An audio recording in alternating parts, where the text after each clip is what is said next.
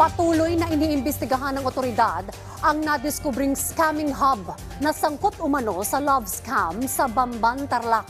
Yan ang ulat ni Joshua Garcia. Humarap sa media ngayong araw ang 5 naging biktima sa isang scamming hub na nireid ng mga otoridad sa Bamban, Tarlac nito lang nakaraang ika-13 ng Marso. Kwento ng mga ito, hindi nila akalain na pang-i-scam ang trabahong papasukin nila sa Zunyu One Technology. Katulad na lamang ni Danny, isang Malaysian na inalok umano ng trabaho bilang chef.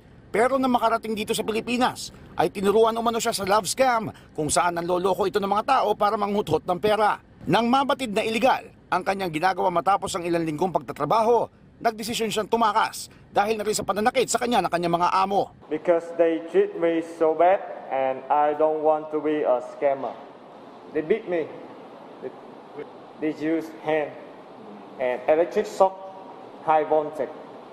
I climb on the top of the wall and I jump out the wall and I running for the second one and I jump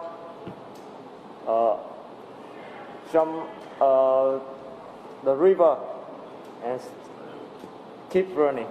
Ayon kay Presidential Anti-Organized Crime Commission o PAOK spokesperson Winston Casio, katuwang ang iba pang ahensya ng pamahalaan gaya ng PNP at NBI ay iniimbestigahan na rin ng LGU sa nasabing lugar sa posibleng pagkakasangkot nito sa iligal na operasyon. Magtatanong din tayo kung ano yung pananagutan kung meron man o wala yung LGU sapagkat yung mga krimen na nabanggit ng ating mga complainant, ng ating mga biktima ay naganap ilang metro lamang ang layo doon sa munisipyo.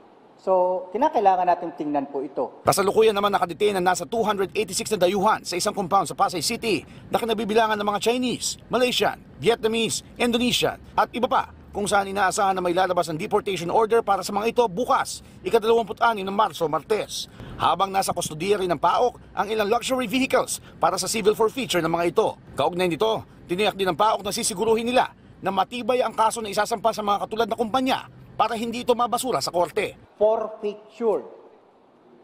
The state will forfeit all the proceeds of the crime. Kaya asahan po ninyo sa susunod na mga linggo, magsasampa pa ng mga karagdagang kaso to make sure that the Bamban property ay hindi na magagamit uli sa panloloko. Joshua Garcia para sa Pambansang TV sa Bagong Pilipinas.